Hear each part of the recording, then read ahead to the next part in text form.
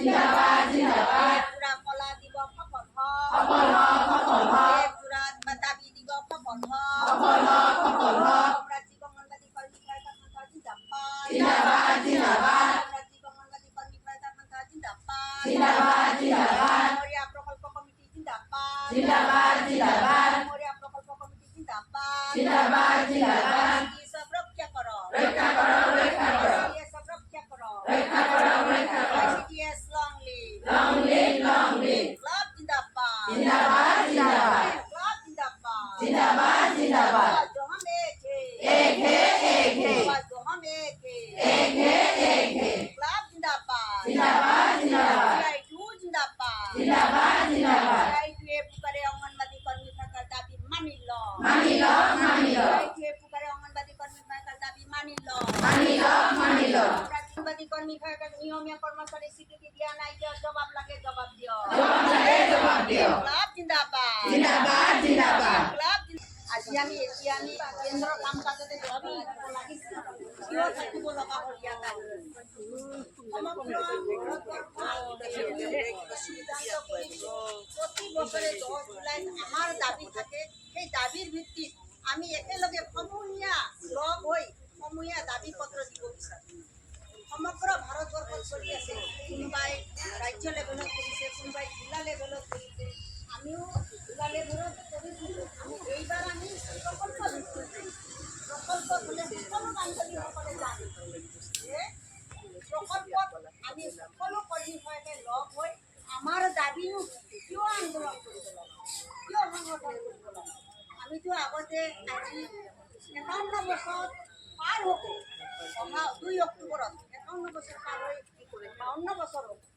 আমাৰ এই ICDSৰ জন্ম গতিকে কিয়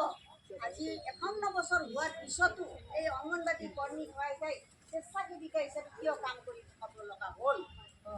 এই বান্ধৱীসকলক সমগ্ৰ ভাৰতবৰ্ষৰ বান্ধৱীসকলক নিয়মীয়া কৰ্মচাৰী স্বীকৃতি কিয় দিব নোৱাৰিলে আমাৰ সন্মানীয় প্ৰধানমন্ত্ৰী মহোদয় ভাৰতবৰ্ষৰ তেখেতে ডাঙৰ কথা কয় মহিলাক আজি বিনা বেতনে কাম কৰি আছে বুলি আমি কৈছোঁ আমি অনুৰোধ কৰিছোঁ আমি আহ্বান জনাইছোঁ এই মঞ্চৰ পৰা সন্মানীয় প্ৰধানমন্ত্ৰী মহোদয় এই অঙ্গনবাদী কৰ্মী সহায়তাক নিয়মীয়া কৰ্মচাৰী স্বীকৃতি প্ৰদান কৰক কাৰণ এই অঙ্গনবাদী কৰ্মী সহায়তাই 6টা সেৱা আগবঢ়াৰ উপৰিও BLO NRC polio' Ayushman Bharat সকলো কাম কৰে অঙ্গনবাদীবিলাকে য'ত প্ৰয়োজন হয় তাতে দিয়ে অৰুণোদয়ৰ যেতিয়া চহী কৰিব লাগে তেতিয়াও আমাক কৈছিল যে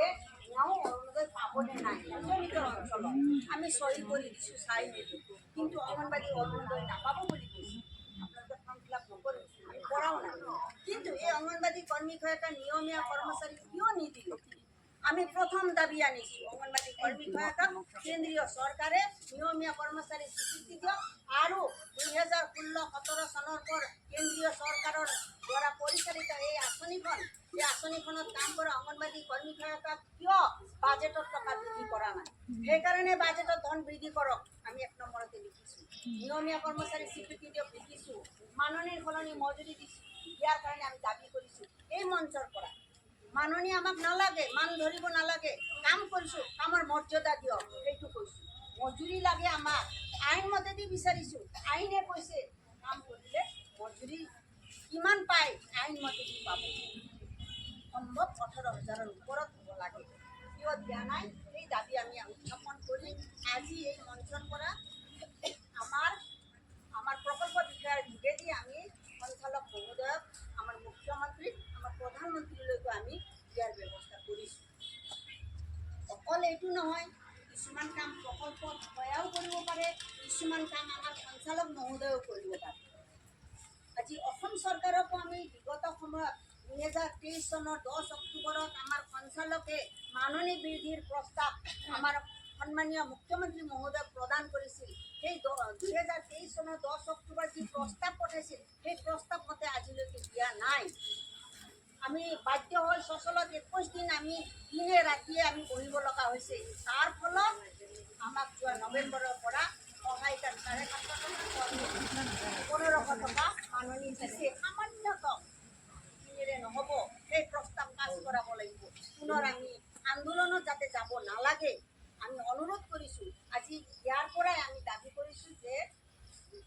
এই প্ৰস্তাৱটো সঞ্চালকে দিয়া প্ৰস্তাৱটো সন্মানীয় মুখ্যমন্ত্ৰী মহোদয়, আপোনালোকে চৰকাৰ গঠন কৰিছে, এছেম্বলি চলি আছে, আমি আপোনাক যিমানে যিয়ে নহওক আপোনাৰ তলত আমি কাম কৰিছোঁ। তৃণমূল পৰ্যায়ত একদম শূন্যৰ পৰা এজন মানুহ আমি তৈয়াৰ কৰিছোঁ, হয়নে নহয়? আমি ইঞ্জিনত পৰিণত হৈছোঁ। একো এগৰাকী কৰ্মী হয়, একো একোগৰাকী কৰ্মী মানে ইঞ্জিনৰ দৰে কাম কৰিব লাগে, হয়নে নহয়? গতিকে সকলো ব্যৱস্থা কৰিছে। 2017 চনত আমি আন্দোলন কৰিবলৈ বাধ্য কৰাইছে। এইবাৰ আমি স্মাৰক পত্ৰ দিছোঁ। প্ৰতিটো স্মাৰক পত্ৰৰ কথা আছে, 8টা দাবী আছে। সেই 8টা দাবীত কেইটামান মানিছে, আমি ধন্যবাদ জনাব লাগিব। সন্মানীয় অসম চৰকাৰক হওক, কেন্দ্ৰীয় চৰকাৰে এতিয়ালৈকে একো কৰা নাই, অসম চৰকাৰক আমি ধন্যবাদ জনাব লাগিব। কাৰণ এককালীন সাহায্য প্ৰদান কৰিছে। সহায়িকাৰ আপগ্ৰেডৰ ক্ষেত্ৰত 45 বছৰ আছে, 2013 চনতে যি গাইডলাইন ওলাইছিল সেইটো 50 বছৰ কৰিছে। মুখ্য সেৱকে কিন্তু আজিলৈকে কৰা নাই। কৰ্মৰত কৰ্মী সেৱিকা পদত আজিলৈকে একো কৰা নাই। তেওঁলোকক আমি খবৰ লওঁ যে পৰীক্ষা পাতা নাই, পৰীক্ষা পাতাৰ কাৰণে ইউনিভাৰ্চিটি পোৱা নাই বুলি কৈছে। গতিকে এই ক্ষেত্ৰত আমি দাবী কৰিছোঁ কৰ্মৰত কৰ্মীক, যোগ্য কৰ্মীক সেৱিকা পদত দিব লাগে। গতিকে বাতৰিসকল আমি এই দাবী একেলগে সমূহীয়া দাবী পত্ৰ দিয়াৰ কাৰণে আজি মহিলাসকলৰ যতন লৈ মানৱ সম্পদ বিকাশৰ বুনিয়াদী আঁচনিখনৰ সেৱা আগবঢ়াই আছে। এক কথাত ক'বলৈ গ'লে এই সহকৰ্মী সহায়িকা মানৱ সম্পদ গঢ়াৰ যন্ত্ৰত পৰিণত হৈছে। বৰ্তমান বয় বস্তুৰ দাম বৃদ্ধিৰ সময়ত চৰকাৰে দিয়া সামান্য মাননীয়ে আমাক দিহাৰা কৰাই নহয়, পৰিয়ালসহ জীয়াই থকাটো অসম্ভৱ হৈ আছে। কিন্তু চৰকাৰে বিভাগীয় কৰ্মচাৰী হিচাপে স্বীকৃতি আজিও পৰ্যন্ত কৰা নাই। অংগনৱাড়ী কৰ্মী আৰু সহায়িকাসকলে দীৰ্ঘদিন ধৰি মাননীয় সদস্য মন্ত্ৰী